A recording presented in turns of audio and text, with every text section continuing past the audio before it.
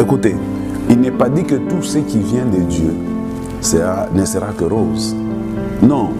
D'ailleurs, nous enseignons toujours que ce qui vient de Dieu rencontre des résistances, de combats. Il ne faut pas que vous puissiez penser que si je suis en difficulté avec mon conjoint, donc ce n'est peut-être pas la personne idéale. Non. Retenez 3 choses. Et je crois que c'est ça la réponse. Premièrement, Dieu ne peut pas permettre que vous puissiez vous marier tout en étant de même tempérament, de même personnalité. Il fera en sorte que vous soyez toujours opposés. Faites cette analyse, regardez tous les couples que vous connaissez et qui ont perduré.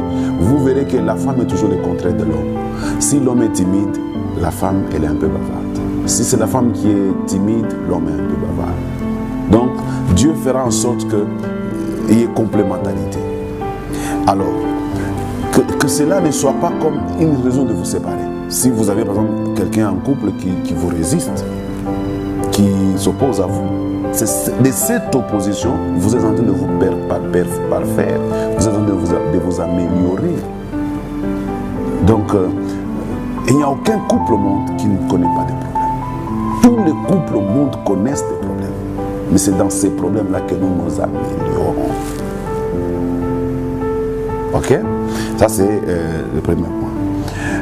Le deuxième point, c'est que quand deux personnes sont ensemble et qu'ils constatent qu'il y a des tiraillements à gauche et à droite, ça voudrait aussi dire qu'à un moment donné, il faudrait supporter le poids de l'autre.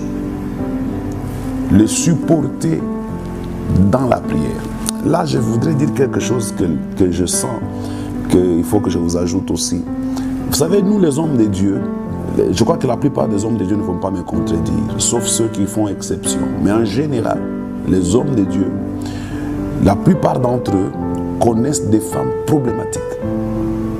Et c'est comme cela que vous verrez dans nos églises, la plupart de nos membres d'église ont toujours des problèmes avec les femmes de leur pasteur. Pourquoi? Parce que les gens pensent que la femme du pasteur doit être idéale. Non. Moi j'ai compris ça comme ça, c'est pas la Bible qui me dit. Si moi je veux devenir pasteur, vous avez par exemple l'appel pastoral.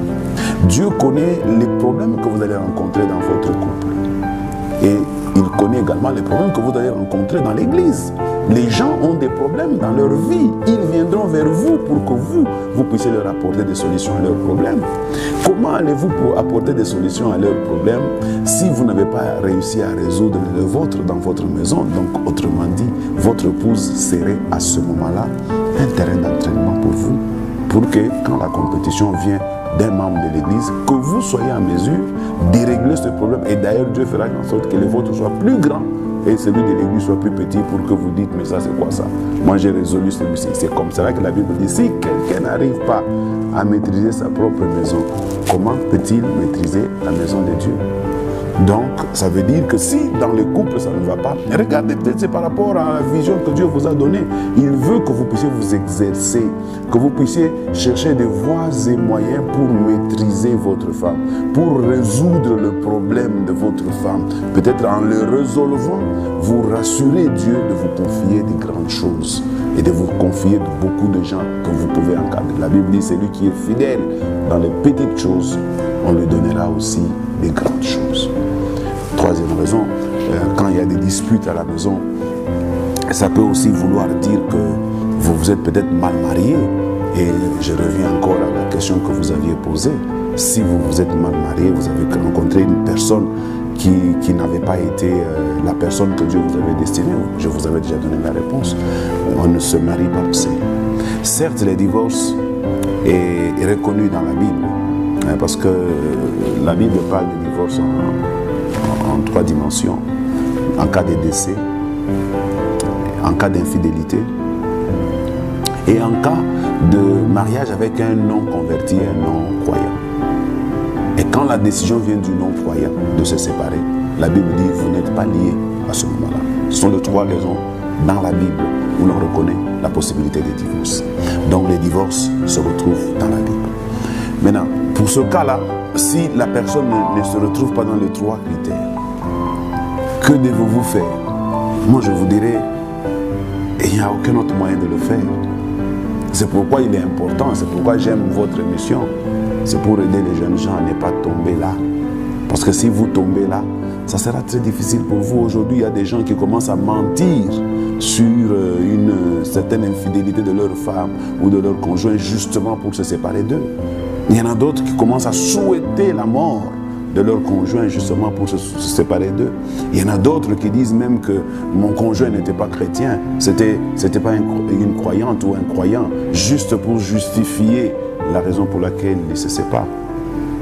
Donc moi, on m'avait appris que mieux vaut rompre les fiançailles plutôt que d'entrer dans le mariage et de chercher à rompre le mariage. Il est difficile de rompre un mariage si ce n'est pas pour ces trois raisons-là. Donc faites bien votre choix. Oui, écoutez, il n'est pas dit que tout ce qui vient de Dieu ne sera que rose. Non. D'ailleurs, nous enseignons toujours que ce qui vient de Dieu rencontre des résistances, de combats. Il ne faut pas que vous puissiez penser que si je suis en difficulté avec mon conjoint, donc ce n'est peut-être pas la personne idéale. Non. Retenez trois choses. Et je crois que c'est ça la réponse. Premièrement, Dieu ne peut pas permettre que vous puissiez vous marier tout en étant de même tempérament, de même personnalité. Il fera en sorte que vous soyez toujours opposés. Faites cette analyse, regardez tous les couples que vous connaissez et qui ont perduré. Vous verrez que la femme est toujours le contraire de l'homme. Si l'homme est timide, la femme elle est un peu bavarde. Si c'est la femme qui est timide, l'homme est un peu bavard. Donc, Dieu fera en sorte qu'il y ait complémentarité.